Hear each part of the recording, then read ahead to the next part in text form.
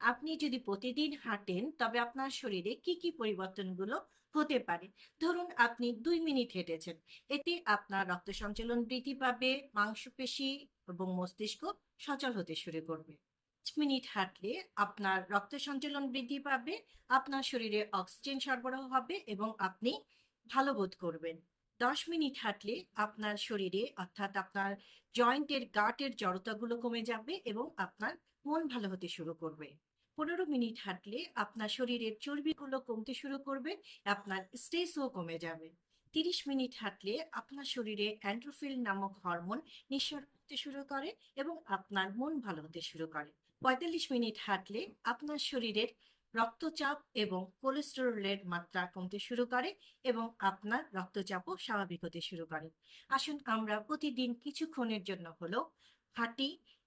অল্প হাঁটা বা শারীরিক পরিশ্রম বা হালকা ব্যায়াম আমাদের শরীরের জন্য সত্যি খুবই প্রয়োজন। আপনি যদি অল্প একটু হাঁটেন, এই 2 থেকে 30 মিনিট অথবা 45 মিনিটও হাঁটেন, এই সঞ্চালনগুলো আপনার শরীরে দেখা দেবে, যা আপনার জন্য খুবই প্রয়োজন আপনার সুস্থ বোধ এবং আপনার সক্রিয় হতে সাহায্য করে থাকবে। ভালো থাকবেন। ধন্যবাদ।